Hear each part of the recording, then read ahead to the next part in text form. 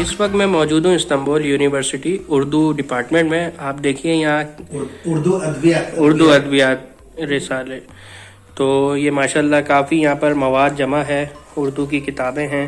और ये भी बहुत एक फ़ख्र की बात है कि इस्तांबुल में उर्दू किताबों की बहुत अच्छी यहाँ पर स्टूडेंट हैं अभी आपके अदबियात में। हमारे शोबे में तो तकरीबन हर साल 40-45 साल आ रहे थे। इसमें कितने लैंग्वेज है आपके अदबियात में? अदबियात में तो काफ़ी उर्दू लुगत भी यहाँ पर रखी हुई। मशरकी जो हमारी ज़ुबान है उसमें 40 है, कोरियन है, उर्दू है, फारसी है, अरबी है और वो मगरबी ज़बान सब है।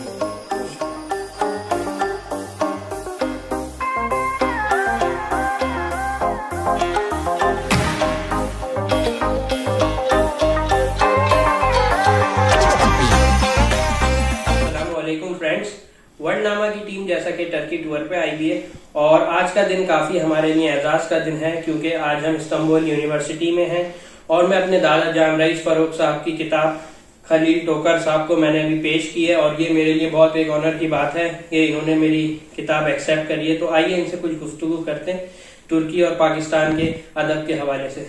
जी सर, तो आप बताइए कि आपने उर्दू क्यों सीखी, उर्दू से लगाव क्यों था आपको? उर्दू से लगाव तो उसी असल उसकी पेन जो रीज़न है उसका असल वो बात है कि हमारे वालिदा जो हमारे वालिदा साहब हम पाकिस्तान वो हमारे मुश्किल तुर्की की मुश्किल अवकाफ में जो हमारे जंगों में और दूसरे मसाइल में वो मुसलमानान हिंदिया पाकिस्तान में हम मुसलमान जितने भी हैं हम उनका भी समझते कि पाकिस्तान में है और पाकिस्तानियों ने हमारे किस तरह मदद की है, ताउन किस तरह किया है। इसी तरह से बचपन में कहानी की तरफ वो हमें सुना रही थी। तो उसी वक्त से पाकिस्तान की तरफ तो दिल्ली से लगा हुआ था। तो रुझान भी पैदा हुआ था कि जब बड़ा होऊंगा वो उनकी जुबान भी सीखूंगा। Very good, very good. और तारीख भी पढ़ूंगा। इस तरह से शुरू हुआ। अच्छा, आपका कराची आना जाना रहता है? जी रहता है वो तो। अच्छा, माशाल्लाह। तो ये है कि हमने खलील टोकर साहब से कुछ गुफ्तगू की अदब के हवाले से और ये भी बहुत अच्छी रहा है कि उनके उर्दू सीखने की जुस्तजू थी। तो सर बहुत शुक्रिया आपके कीमती वक्त का हमें देने का।